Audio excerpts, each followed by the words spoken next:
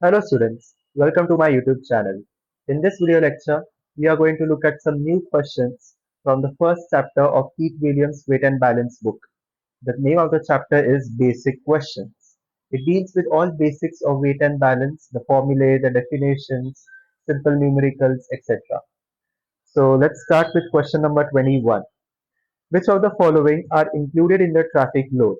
Now, traffic load is nothing but the weight of passengers, passenger baggage, cargo, and other non-revenue generating load. Remember, traffic load does not include the weight of crew, okay, or crew baggage or anything like that. Crew and crew baggage are included in variable loads, which make a part of dry operating mass.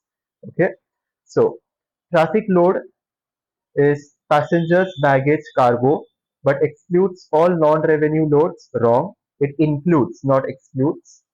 Passenger, baggage, cargo, all non-revenue loads. Yes. Passenger, baggage, but excludes non-revenue loads. No. Passenger, baggage, and all non-revenue loads, but excludes cargo. So this one is also wrong. Next. Disposable load. What is it? So disposable load is also known as useful load, and this useful load is made up of two components: takeoff fuel or usable fuel and traffic load. Remember this. So it is maximum payload that can be carried with full fuel tanks, basic empty mass plus variable load, that is DOM, not disposable load, zero fuel mass minus payload, again that is equal to dry operating mass, correct? Zero fuel mass minus payload is your dry operating mass. Takeoff mass minus dry operating mass. Yes. Takeoff mass minus dry operating mass will give you useful load. So dry operating mass plus useful load is equal to takeoff mass, correct? So to find out useful load, you will have to subtract dry operating mass from takeoff mass. So delta is the right option. Aircraft is loaded with 28,950 liters of fuel, which has a gravity of 0.81. Zero fuel mass is so and so. What will be the operating mass of this aircraft?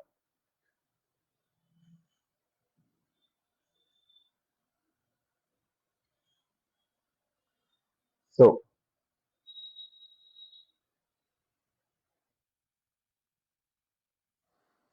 this is volume 28,950 liters, density 0.81. So we can find out mass. Mass will be density into volume. So 0.81, 28,950.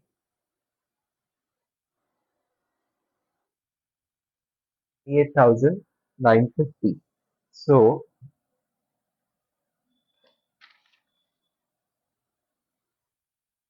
we can calculate mass and we will get the mass of takeoff fuel.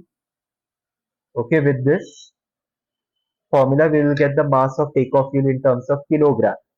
Now, in order to find operating mass of aircraft, we must know dry operating mass and fuel load.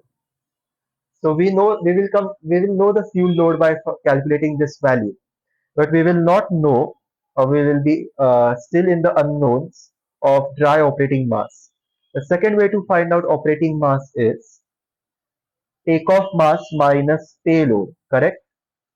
Again, payload is missing, so is the takeoff mass. So we cannot calculate operating mass again. So the correct answer here will be option delta. It is necessary to know the traffic load in order to find out operating mass, because operating mass equals to DOM plus fuel. What is DOM?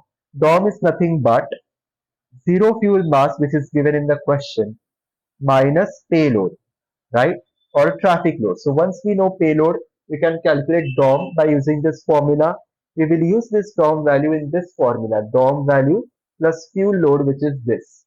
But we are unable to do that. We are not in that position to calculate DOM because we do not know the payload value or traffic load value. So delta is the right option. Which of the following best defines disposable load of aircraft?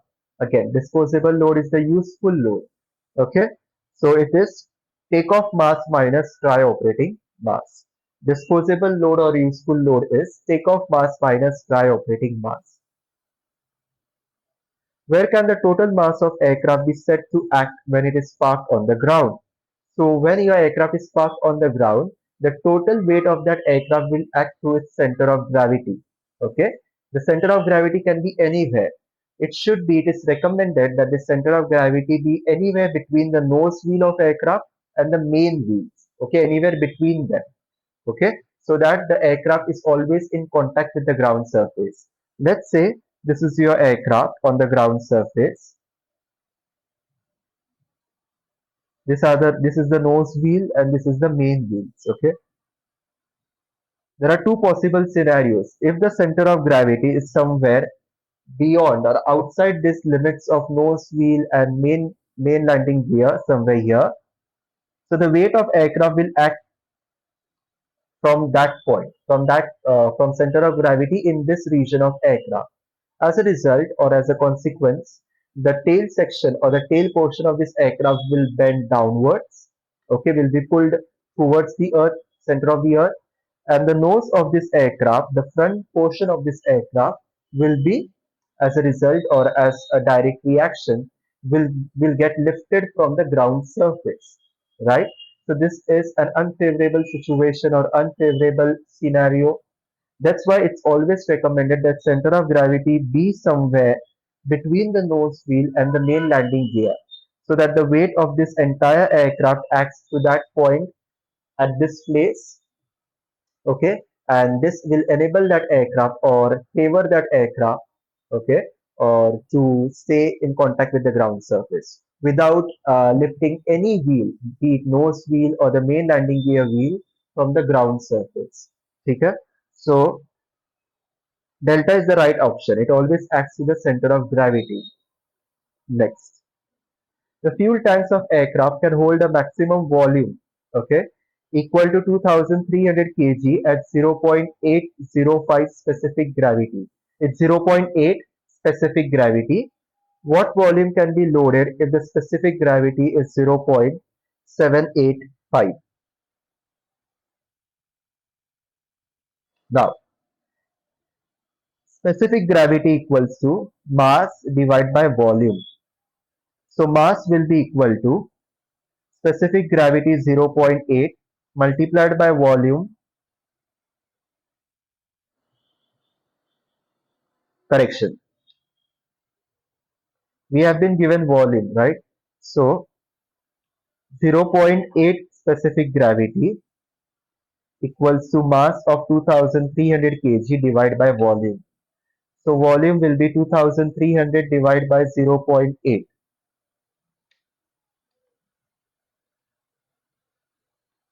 which is 2875 liters. 2875 liters. So this is 0.805. Make that correction. 2300 divided by 0.805. 2857 2857 liters. Okay, it is 0.805, not 0.80 like I said. Next, uh,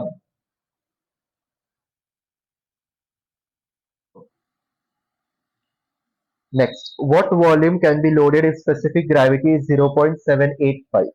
So the volume will remain the same, 2857 liters, because the volume doesn't change with the change in specific gravity.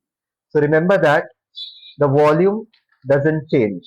Okay, the volume of the fuel tanks will remain the same, so it will not get affected by the changes in specific gravity. So correct answer is 2857 liters. Who is responsible for re-establishing the basic empty mass and center of gravity position after new equipment is fitted, modifications or repairs are executed after it has been brought into service? So the operator or the operating company of that aircraft has the responsibility of re-establishing or redoing the basic empty mass the center of gravity calculations for this new aircraft with new modifications, new equipments inside it, etc. Okay. To what is the center of gravity position most commonly referenced? Most commonly. That means there can be more than one references. We have to check the most common reference, most used reference. So it is longitudinal axis. Remember, the center of gravity moves within the forward limit and the outward limit or the backward limit of your aircraft, right? As it moves to its most forward limit, the nose of your aircraft will become nose heavy. As it moves to the backward limit or rearward limit, the tail section of your aircraft will become tail heavy. So this longitudinal position of movement, this longitudinal movement of center of gravity influences the controllability, maneuverability, stability characteristics of your aircraft.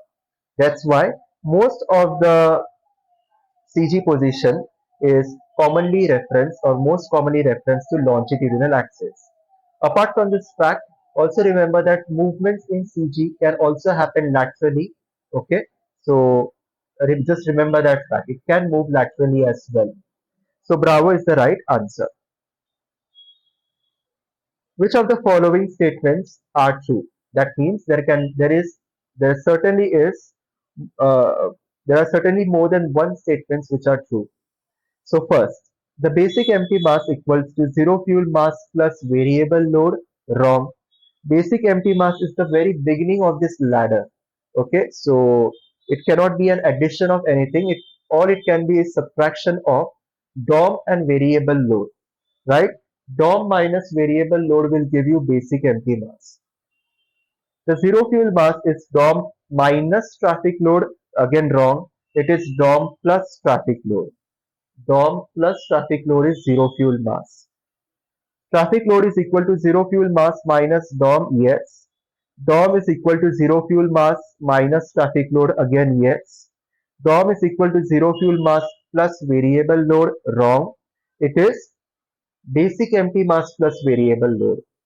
Zero fuel mass is DOM plus variable load, again, wrong. Zero fuel mass is DOM plus traffic load.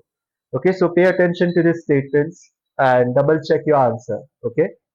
So statements 3 and 4 are the right ones. So select that option which has these two statements in it. This brings the curtains down on this particular lecture. I hope you have understood all the questions I have answered and explained in this video lecture. If you have any questions, let me know in the comment box. I request you all to practice these questions and other questions from Oxford, Keith Williams, and R.K. Bali. I have solved many of them. You can find all those relevant video lectures in the dedicated playlist I have made. Do explore my channel. All the best.